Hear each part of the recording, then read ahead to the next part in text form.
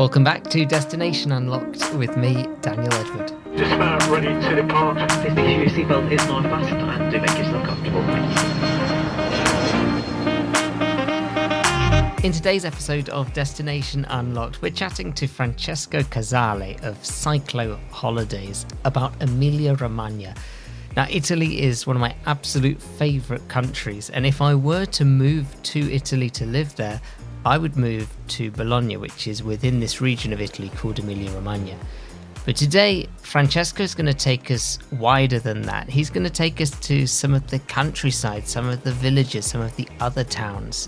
This is a part of Italy which is so well known for food. It's also really well known for its motors, its cars, its bikes, and that is where we really get to know Francesco, because he was a competitive cyclist and he was cycling in these fields, in these hills, as he was growing up training. It took him moving away from Emilia Romagna. He moved to London and then he realised how beautiful his home is. And he now takes people back to Emilia Romagna on cycling holidays, which sound absolutely fantastic. Enjoy. So Francesco, where are you unlocking for us today? We are talking about Emilia Romagna, which is my region and where I love to bring people to. I love Emilia Romagna because if I were to move to Italy, I would be moving to Emilia Romagna. Specifically, I would be moving to Bologna. I just absolutely fell in love with it. But the surrounding area, the countryside, the towns, the villages, it's just a spectacular part of Italy. But it's a part of Italy that a lot of people haven't heard of. Yeah, it's a tricky part for me. When you say Emilia Romagna, people don't often know what you're talking about. Many people recognize Bologna. Some recognize San Marino because it's a state within Emilia Romagna. But the whole region is not very known. It had a big boom in the 70s, 80s, mainly with Germans and Central Europe. But not many people know exactly what it is. And yeah, they don't know what they're missing out. So in a snapshot, what are they missing out on? Or how would you describe Emilia Romagna? From the name, you can tell that there is two parts to it, so Emilia and Romagna. People from Emilia, they kind of feel like they're from a different region than Romagna. So you've got a lot more of a flat land. When you go to Emilia, you've got the Po Valley, so essentially the Po crosses the whole of Emilia. In terms of food, there's quite a big difference between Emilia and Romagna. You've got produced from the Parma and Modena region, and also cars. When you go to Modena, you've got Lamborghini and Ferrari, so you got some big names there. And then going to Romagna, I would say is the more southern part, not just geographically, but also in terms of the people as well. People are a lot warmer, a lot more seafood. You're closer to the coast. It's kind of like two regions in one, essentially. But in terms of food, you get some of the best food or the most recognized food in Italy. So from the Parma ham, Parmigiano, the balsamic vinegar, all of the egg pastas that they all come from Emilia Romagna. The famous Bolognese sauce, which is actually ragu. A lot that you know about Italian food come from that particular region. We'll talk more about food in a bit because the region is sort of nicknamed the stomach of Italy. Yeah. And there's so much to eat there that we must talk about it. But before we talk about food, let's talk about some of the landmarks. Maybe it's natural landmarks, maybe it's built landmarks. But if you were trying to think about a multi-stop trip through the region, what are the main stops that you might want to include on your route? Starting from the south, where I'm from and based, so from Cattolica, Rimini. I mean, Rimini would be the first big town. I am from Cattolica, which is the last town of Emilia Romagna before Marche. So starting from Rimini, I would say this would be the first big stop. Rimini, it's known to be a touristy hotspot for Italians, but mainly for the beach, so where the Riviera starts. The good thing about Rimini is you obviously got the beach side, which is amazing seafood, but you also have an incredible history behind Rimini. It was one of the Roman stop. The Flaminia ends, so as the road from Rome comes to the north, essentially, and then the Emilia Road starts. So it was an important point for the Roman Empire. So you've got a lot of Roman history, and the town center of Rimini is also very beautiful. There's a lot to see, not just for the beach, but there's a lot to see also in terms of history. So you've got the countryside of Rimini. So as soon as you move into the inside, you've got some beautiful hills. Again, I'm going to have to go back to the food, but you've got some incredible small producers that you can go and visit and try, whether it's wine, cheeses, hams. You could spend definitely like a day or two in Rimini, enjoy a bit of the beach side, and then obviously move on the inside, visit the town center. Fellini, one of the most famous Italian movie director, is the director of La Dolce Vita and Amarcord. The whole La Dolce Vita, which is essentially the sweetness of doing nothing, that comes essentially from this area, from Rimini. We're going back to the 60s, 70s, 80s. This area was very popular with tourists, not just from Italy, but from around the world as well. And that was what boosted international tourist interest in Italy. Yeah. And it's funny because, well, not many people know now that it's from there. If you had asked me to guess, I would have guessed Sorrento. It would probably be most people's guess, yeah. As I said, I would almost describe the people from Romagna as the most southern people of the north, essentially. Emilia Romagna is essentially a region from the north. It's considered like we are just above the center. And there is this, in Italy, people feel like the people from the south, well, in Italy, people from outside generally describe the people from the south being warmer and more welcoming, and the people from the north being a bit more cold. And Emilia Romagna, I would say, is probably the most southern north region of Italy in terms of how people are and how welcome you feel when you go to a restaurant, when you go to like anywhere really, like how people welcome you. You feel like part of the family essentially anywhere you go. So that's one big part of Romagna. And that's in terms of like the sea and the beach itself, you're not looking at the best of Italy, if that makes sense. But they are very famous for service beach. So if you're someone that likes to have a bed and a shade and all the services with it, that is the right place. The costs are not extortionate, so it's not as bad as if you were to go and try to hire somebody, for instance, in Sorrento. It's cheaper, but you get a lot more. Most of the beaches have got gym, swimming pool. Like, although there is sea, there's also swimming pool. Normally, you also have restaurants at the beach, so you normally spend a day there. They've got changing rooms. They've got games for the kids. So the main reason why Italians spend their summers there, it's very popular for Italians to go there, is the services. Unfortunately, there are not many free beaches, but generally each town will have at least 5, 6, which is very odd for people coming from outside to go there and see like there is not actually a free beach. That massively surprised me. When I first went to Italy to a beach, I was like, what? Yeah. And they, at the time, and this was quite a while ago, it was already €10 to just get onto the beach. I couldn't believe it. Yeah, it's definitely a shock for most tourists, but it's one of the reasons why Italians go there. Me, as a person from there, I really love it. I really love to go there and have all those services. But I can understand why some people find it weird. Moving up, I would definitely do a stop in Ravenna. There's so many beautiful places to view in Ravenna, like the mosaics and some of the best churches in Europe, I would say. It's another UNESCO site. It depends, obviously, how much time you have. But in general, if you're looking to do like a week trip, I would probably spend a couple of days. You could spend a couple of days at the beach, then maybe a stop in Ravenna for a day, and then move up to Bologna. Bologna is probably a city that I would spend a couple of days for sure. There is so much to see. Obviously, one of the oldest university in the world, I would say. Definitely in Europe. I think in Turkey there is one that is meant to be the oldest in the world, but yeah. But that's probably on the Asia side. So Bologna still the one in still Europe. holds the Europe title. Yeah. And then again, Bologna it's got some of the best food scene in the world.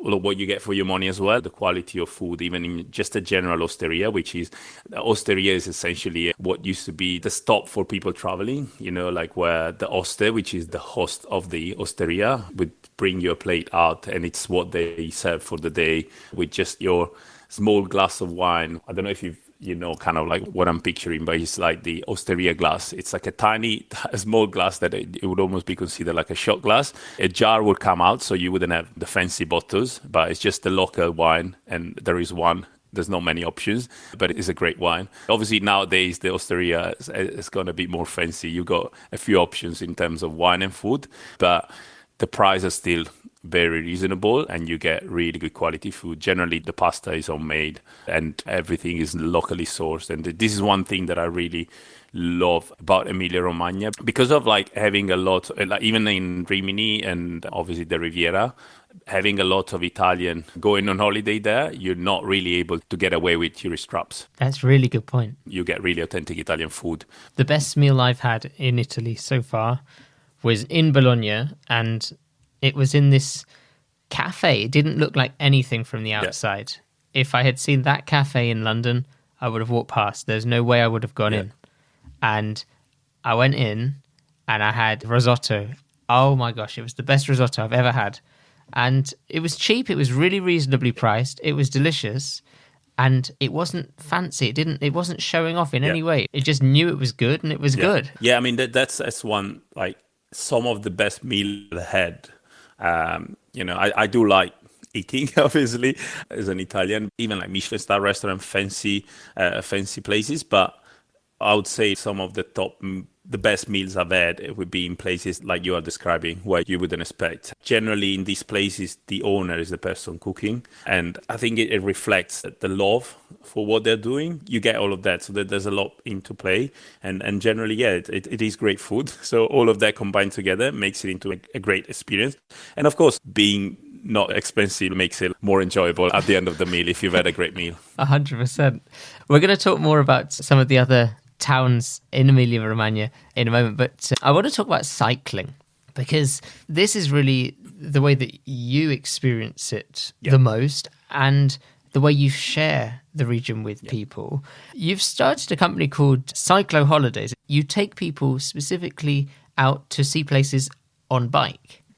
How did that come about? I used to race back in Emilia Romagna for about 11 years, since I was small, all the way to like 19, 20 years old. I didn't quite appreciate what I had when I was living there, because I was training, I was going around with a bike every day. But for me, it was just like the home roads. People that live in Cornwall nowadays, they probably feel like this is just home, but then when you go and explore it from a different point of view, things change. So I stopped cycling. When I moved to London, I stopped cycling for about 5-6 years. I just had a kind of like rejection for cycling, because I had to do it as a job. So I didn't enjoy it anymore. And then I went back with the bike one time, and I decided to cycle around for the first time. I was restarting. I wasn't fit at all.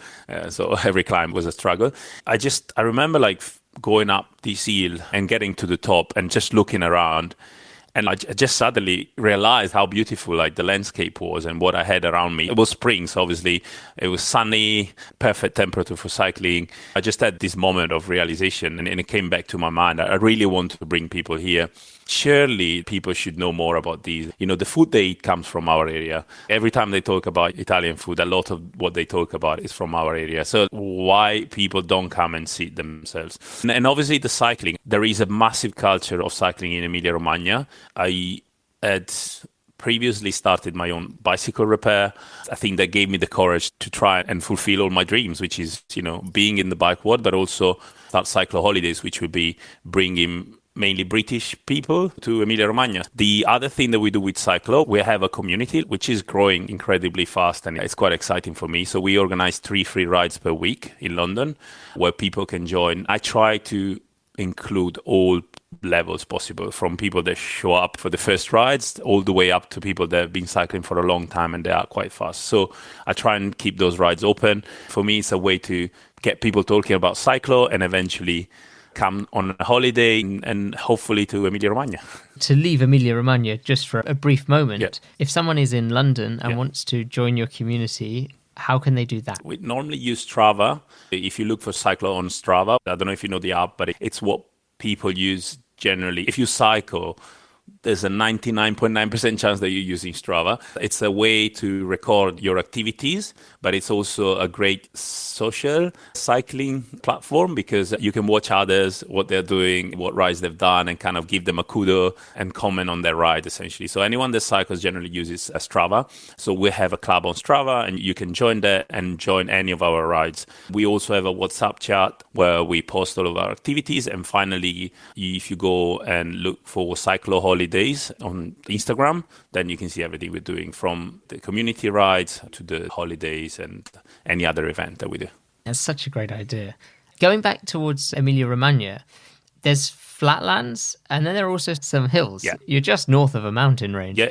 How easy is it to cycle, or do you need to do some training before you get there if you're going to do a cycling trip? The good thing about cycling those days is that we have e-bikes, and e-bikes enables all levels of riders to ride together. In general, as a Cyclo Holidays, the main reason why I put holidays there is because it's a holiday. So we want to enjoy ourselves. We want people to obviously go on a bike, and it's a bit of an exercise, but at the same time, it's not a race. It's not a training camp. It's more of enjoying what's around you, stop for pictures, stop for a coffee. You do need a certain level of fitness in sense of like you're going to be spending quite a few hours, 4, 5, 6 hours on the bike. So it would be naive to think that you take your bike and you've never cycled before and you'll be able to sit on a saddle for 5, 6 hours. So I would recommend try and do some rides and get used to that level of cycling. One side of Cyclo Holidays that I am developing the next year or so, it would be more of an agency side where people can go and experience the places that we experience, but at their own pace. The great thing about Emilia Romagna is that we have some partners, bike hotels, that have facilities. So they've got bike rooms, they have rentals, and they organize rides literally at all levels. They even do some like 30, 40, 50 kilometers ride, which they could be like a couple of hours for people that have never ridden before with e-bikes. And when it comes to e-bikes, the good thing is that you're not scared of climbs. You're going to be going up the climbs quicker than the people that are trained. So that makes it quite enjoyable. I think with cycling, people find enjoyment in so many different ways. You've got people that really want to push themselves and train and get fit and faster, but you get other people that are just happy to just let the wheels roll and just enjoy what's around. Some people just like to get on the bike and just look around. Of course, I'm always going to say cycling is the best thing. If you compare it to like running, you're not going to be able to cover the same distance, but also being able to look around. If you are in a car, you're driving, you have to look at the road. If you want to go somewhere, you're going to have to stop and park, and it's a lot more complicated. If you're on a bike, you're going a lot slower, so you can look around. You can take your time to stop anywhere and just take a picture and restart. I think it's a completely different way of traveling, and I think more and more people are enjoying and understanding what that type of enjoyment is. When you're doing a cycling holiday, so you're going from end to end of Emilia Romagna, or you're doing a 30-kilometer stretch between two places, is everything on your back? Are you traveling with all of your luggage with you? So generally, the trip that I organized are based in Romagna, so in Cattolica, which is my town, and we go back to the same place all the time. So we generally do a ride and come back to the same place. I find these to be the most relaxing way of traveling. We are now organizing more trips where we'll be moving in different places, and it really depends what the customer wants. We can organize all type of trips. Mainly the trips that I organize stay in the same place. I mentioned before there is these bike hotels, which you can find quite a few in Emilia Romagna. And they've got everything from the bike room where you can safely store your bike with all the tools. They normally have a bike manager, so a person that can help you if you have any issues. They've got daily rides. Sometimes they have 2-3 different levels, daily rides going out with guides. You can show up there even without a bike. They will have the cycling clothes and everything. They will wash your clothes daily, so you get a fresh kit every day. Like the services for bikes are incredible. So I think that's also why many people, they go one time and they will go back every single year. A nice hotel with a swimming pool and you are literally by the beach makes it into a really relaxing experience and holiday. There will be people that like to move one place to another and explore a bit more. And you can do that in Emilia Romagna really well. There's so many places to see, moving from the south all the way up to the north. And that's called bike packing now, isn't it? Yeah, correct, yeah. I think it's definitely a phenomenon in cycling that is growing, bike touring, bike packing. There are obviously two ways of doing it. There is like the real bike packing, which would be having just a tent at the back of your bike and stopping and camp where you can, essentially. That would probably be the most adventurous, but at the same time, it would really connect you with people and places, because in some situations you have no choice but ask strangers and locals where to sleep or where to go and what to do. Sometimes in those situations, your phone is not enough. Google doesn't help you. So you will literally go and ask people, where am I going to sleep tonight? So I would say that's definitely the best way to explore and know places and really get to know people. And generally, when you get to know the people of the area, you get to know the culture, you get to know what's around you, and you really immerse yourself in the culture and in the place. That's one side. And then you can do bike packing, which I've done many times with my wife in order to convince her to cycle with me, which will be stopping in nice places. There are many agriturismo where generally to be called an agriturismo, not only you obviously have to have the place to sleep, generally they also serve food, whether it's breakfast or some they do lunch and dinner, but they have to produce something that they sell in their place. So whether it's the breakfast, they will make their own jams. Some go to the extent of producing everything they serve on the table, even the meats and the cheese. And so I think that's one of the best way to bike pack in a comfortable and really luxurious way, if that makes sense. Yeah, doing things locally, I think, is really the way to go with most regions, but Emilia Romagna stands out for me. If people want to find out more about Cyclo Holidays, where should they go to find out more about you? So I would say the first channel would be Instagram. We're very active on there. We have a website where you will find the trips that will be coming out for next year. We are developing an agency site, which means you can contact us with a form and tell us what you want to go and for how long.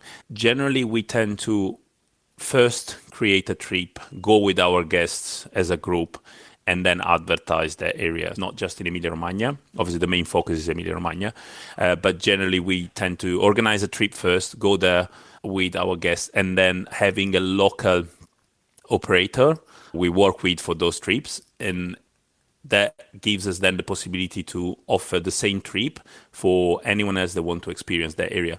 So if you see one of our trips and you can't make the dates that we are going out, or you find that might be a bit too fast or too slow for your liking, you can replicate the exact same trip with all the wine tasting experiences, having a guide if you wish, or we can provide all the GPX files, which is the routes, and also advise you with the best places, book all your accommodation. If you want to do also experiences like wine tasting, olive oil tasting, some cooking class, we can organize all of that for you and create a trip essentially to your need. I've never done a cycling holiday. Actually, I've never even thought of doing a cycling holiday, but chatting with Francesco Casale has really made me very tempted. It seems like an amazing way to see Emilia Romagna, and so long as I've got the right saddle, I think I can do it. If you're interested, you can check out his website, cycloholidays.co.uk, or indeed, as he suggested, go to Instagram, where he is at Cyclo Holidays, CYCLO Holidays. Well, I think it's time for a bit of a quiz. Which city is nicknamed La Grassa, the fat one, for its food culture? Bologna. Yeah. This one I found interesting. What's the only authentic ingredient allowed in traditional Modena balsamic vinegar besides grapes? Ooh, that is a tough one. The only ingredients allowed... I wouldn't have got this one right. Just trying to think now. The only other ingredient I would want to say by yeast, but like that's obviously not. I'm quite curious now. So maybe it's slightly a trick question, because technically there's only one ingredient in balsamic vinegar, which is grapes. Yeah. The answer is time. For Modena balsamic vinegar, it must age for at least 12 years. That's one of the rules. Oh, okay. Okay. And that makes sense. It is definitely a tricky question. I've had some of the best experiences in terms of food as well in Modena.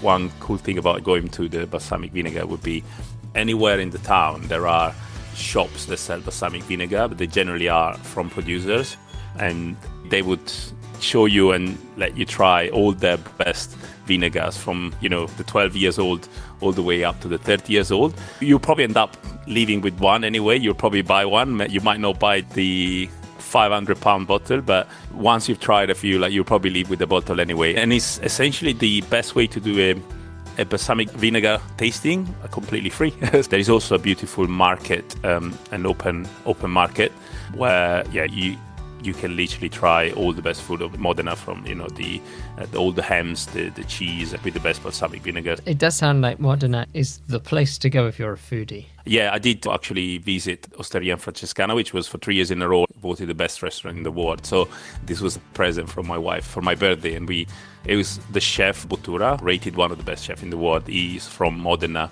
so it was one of my dreams to be able to visit that restaurant. So I had that luck. Staying in Modena for the next question, Which luxury car brand was founded in Modena? Lamborghini, Ferrari. Yeah, you get 2 points there, which means you've caught up now from the point that you didn't get for question 2. You're now ahead of the game. What is the sparkling red wine that is typical of Emilia Romagna? Lambrusco, which is one of my favorite wine. I love Lambrusco in general, but there is a couple of versions of Lambrusco. Obviously, the classic red, very sweet or kind of sweeter, and then more and more you get to have a more dry Lambrusco. I do like the more dry. It's an amazing wine. It's becoming more and more popular. You do get it quite a lot here in London now. Generally, if you go in an Italian restaurant, you tend to find it. And as I said, there is more dry version now, and some of them they go into a more refined aging process, not just a first aging in the barrels, but also they do an aging in the bottle, so closer to the champagne method. So the bubbles become thinner and the wine is a little bit more sophisticated. I would say the sweeter one is more a convivial wine and easy for anyone really to drink.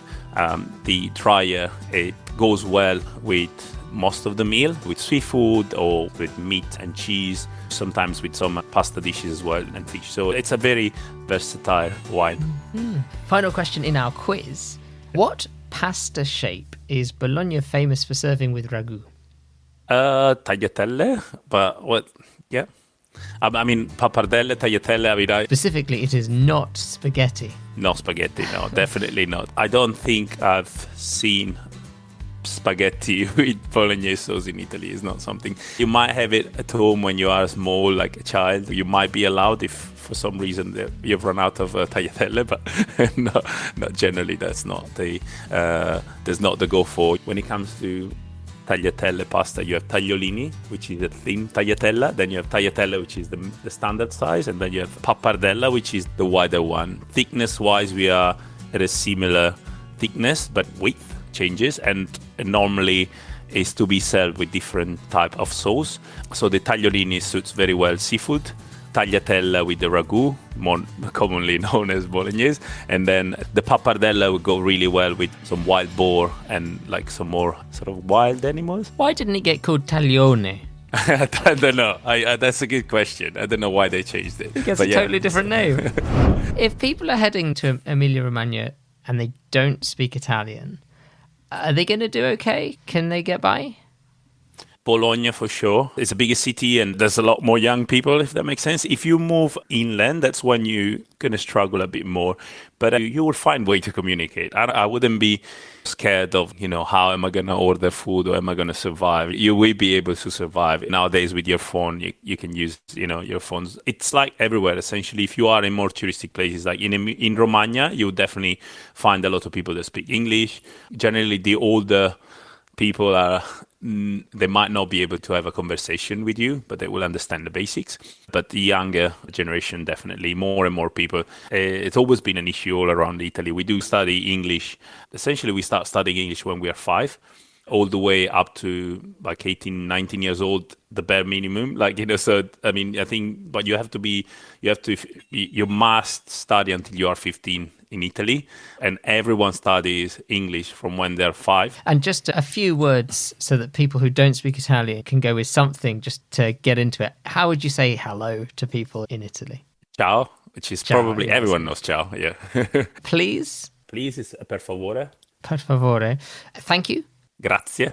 Grazie. Goodbye. Arrivederci. Arrivederci. And if you're asking, another glass of Lambrusco, please. Un altro bicchiere di Lambrusco, per favore. There we go. Useful phrases. Un altro bicchiere di Lambrusco. Yeah. Per favore. That's very definitely handy. what you need. Yeah. Yeah. Again, like going back to the wines, obviously you mentioned the Lambrusco. It's not the most famous region for wines. It's not known specifically for their wine. But the cool thing about Italy, and one thing that I love about my country, is that within 20 minutes, anywhere you are, you can find a local producer, from, a tiny, small farmer to more sophisticated, like proper canteen and vineyard. You will be able to find a place that has wine tasting. So I would look around you and try to find a spot like that, because you can find some really affordable experiences where you get to try their wines. And it's always different trying a wine where it's produced. You might have the same bottle in a wine shop back home, but if you've tried that bottle where they've made it, while they explain you how they made it and the time it took to make, from picking the grapes all the way down to getting the juice out, like it will be a completely different experience and taste. Especially if you're there when the vines are in full bloom and you're seeing the green, you've got the scent of the ripening grapes. Amazing. The other thing is like the canteens you walk into those places where the wine is held at the perfect temperature, the smell of it's hard to describe if you haven't been there, but I'll highly recommend it. That's how you want to experience places. Like you want to go where things are made, where everything starts, and that's where you really get to experience and try and feel what it's like. It's not just where things are made naturally, though. There's a lot of amazing things made in the region that are big machines. I think it would be wrong of us to talk about Emilia Romagna and not talk cars. Yeah, there is this really deep connection between Emilia Romagna and motors in general. It's cars, but you also have motorbikes. Obviously, some of the best cars in the world are made, like Lamborghini, Ferrari, to just name two, Ducati for the motorbikes. Yeah, so some of the biggest brand in the world when it comes to machines are made in this region, and there's obviously a deep connection to the motors. It's a region of people that like to go fast. That's how it's described very often. Close to the south where I am, one of the best motorbike rider, Valentino Rossi, is actually at the border. It's just off to Marche, but people come there just to visit where he's born. And we've got very close to Cattolica in Misano Adriatico, the world circuit for motorbike, for the MotoGP. And going up at the north, we've got in Imola, it used to be a Formula One autodrome, and it's where the best cars in the world are produced. So yeah, there is definitely a deep connection. And some of them allow you to visit. Yeah, definitely. You got the museums, you can visit where those cars are made. And if you're passionate about cars and motors in general, whether it's motorbikes or cars, it's definitely places you want to go. You want to go there and feel same thing. If you're passionate about wine, you want to smell the rotting vines. I don't know how to describe not rotting, but it's that smell of yeast and that producer. But if you're passionate about cars, you want to smell maybe the grease and that motor and where it's made, and really experience things from where they start and where they're made. Is there one in particular? Because there are so many. Yeah. Is there one which is a great one to start for tourists? I'd say Maranello, for the Ferrari. You've got the museum, and I would highly recommend visiting there. That's where you want to start from, and that's where it all started for Ferrari. It is amazing. This area, which isn't huge, has had such an impact in the luxury motor world and the competitive motor world. And then the thing that surprised me the most was that Lamborghini started out with tractors. Yeah, it's definitely a crazy start. It's weird, but in some cases, some car producer that produce something really, really good, they might not necessarily make most of their money on that. They might have to produce something else. You're talking about something that is so premium that very few people can afford. It's like a dream. So sometimes, Lamborghini has made more money in tractors than it does in cars, because you can sell a lot more tractors. That's so funny. I've got one last question before we get into our quick fire round, and that is about tipping. If you go to a restaurant or if you're going on a tour, are you expected to tip the guide or the person who served you? Not generally, no. I mean, Italians don't generally tip. I personally do. I've worked in hospitality, and I think if you've had a good meal and you've had a great experience and people have been nice to you, why not? There is no service charge in Italy, and hopefully that will never come to. But generally, restaurants charge 1 or 2 euros for a coperto, which is essentially translated as cover, which pays for your table and your breads. You get normally free bread and olive oil. But yeah, it's not a service charge. It goes to the restaurant. Even if you were to leave, if it was £96, £97, and you were to leave 100 euros, I think that's nice, but it's not expected. You're not expected to be tipping. The wrap-up, round-up, quick-fire finish is now ready for boarding. Looking at the whole area of Emilia Romagna, so you can answer with any of that region in mind, what would you say is the top thing to see or do? It's hard to pick one. I really love Rimini. So I would probably say the historic center of Rimini, and then going back to the food and do one of the food or wine tasting either in the Modena or Parma region. That's one side that we haven't covered much, actually. Let me give some justice to Parma, which is, I think it's the only place that is UNESCO heritage for gastronomy. I might be wrong on this, but they are one of the only places that recognize for like UNESCO for gastronomy, essentially. So it's obviously where Parma ham, Parmesan is made. So I would say one of the things that you want to do would be going in a Parmesan factory and see when they open a wheel of Parmigiano in front of you and taste the Parmigiano straight from the wheel. That's one of the things that I would recommend, definitely. There are some requirements in terms of how old. I believe it's 12 months minimum. So it has to be aged for a certain period of time. They can only use milk from a certain cow. There are some restrictions. So in order to be called Parmigiano Reggiano, it has to have those requirements. The same with, you were saying with the balsamic vinegar and the time. So in order to be a balsamic vinegar from Modena and be recognized with that name, you have to have those standards, if that makes sense. I think that's one of the good things about the European Union is that it protects small producer or products from being copied and named the same way. What would you say is a tourist trap to avoid in Emilia-Romagna? Generally, I don't think Emilia-Romagna has as many tourist traps because, as I said earlier, we tend to have a lot of like Italian tourists visiting. So it's quite uncommon to actually have tourist traps. Anywhere in Italy, I would stay away if there is a big tourist attraction, if that makes sense. You will find a few restaurants or bars right in front of it. And those are generally the places that tend to be more expensive and the quality won't be the best. In Emilia-Romagna, because we don't have those extremely overcrowded places, you might find that it's more a case of being overpriced rather than being really bad quality. What's your favorite time to visit Emilia-Romagna in the year? I would say spring. It's lovely. You start to get the first like really like sunny days and it's not too hot. I love going in July as well because it's my birthday and because I go in the Romagna side, it's a lovely time of the year. Every evening there are parties, there are festivals, a bit of nightlife as well. There are fireworks. If you want a bit of like a kind of a beachside holiday and you want to enjoy yourself at the beach and also having some, aperitivos in the evenings and walks along the beach with all the festivals and a bit more lights and colors, then the summer, July, August is a very nice time of the year. It does tend to be a bit more busy. Definitely August, where all the Italians are normally on holiday on August, so it'll be one time maybe to avoid. June could be a good one, start of June. Because the schools are like start of June, the schools are still there's still no school holiday in Italy, so you tend to still have a summer holiday vibe, but not so overcrowded. When it comes to the big cities like Bologna, Parma, Modena, I would say springtime is probably the best because it's not too hot.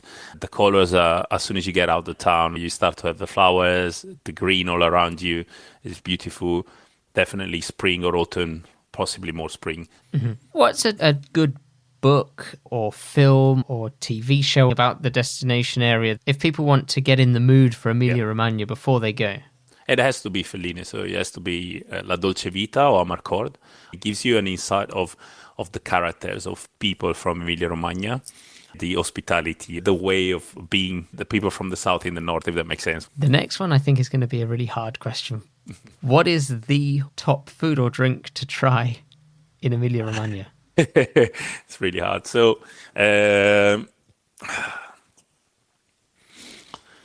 mean, when it comes to drink, I think in terms, so the Lambrusco, in my opinion, the one from Sorbara, which is on the hills, essentially. They do a rosé version, sparkling, but it's a bit drier, not too sweet. So I would recommend that one. And then in terms of food, the thing is that I don't want to go in something obvious like, the cheese, the ragu, which is, what everyone has tried, but it is great. So it's hard not to say. But if you haven't tried, I would say if you haven't tried before, because I don't want to go into the Parma ham, which is quite obvious, but there are different qualities of Parma hams, and you get a really, really good and sweet one. But I would go for the culatello di Zimbello, which is a ham that is produced around the Parma area as well, but specifically to one area. It's super nice and sweet, soft, it just melts in your mouth. Go around Parma and find a culatello. You could probably find in other areas of Emilia Romagna, but, again, go to the place and find the people that produce it, try it straight from there. And final question. If you want to take home a really good, authentic souvenir from Emilia Romagna, what could you be looking for? I tend to take food, but the only problem is that it runs out really quick. I tend to overstake balsamic vinegar when I visit Modena. And I mean, every place you go, you can bring one and then keep the bottle, because generally they're very cool. It's a good souvenir. You have a nice meal, think about the time you've had, and think about the memories, and enjoying whether it's the Lambrusco or having your balsamic vinegar on a bit of Parmesan cheese, which you've seen opening in front of you, just thinking about those memories, and that's the best souvenir at the end of the day, together with some nice pictures. Francesco from Cyclo Holidays, thank you so much for unlocking Emilia Romagna for us. Thank you for having us. Well, that's all for this episode of the Destination Unlocked podcast. Thank you again to Francesco from Cyclo Holidays, who has just added so many things to my list of what to see and do in Italy, which, as anyone who knows me knows, is one of my absolute favourite countries. Hope you enjoyed this talk, and if you would like to join us for another one, make sure you follow the podcast wherever you're currently listening. I'll catch you next time. Bye-bye.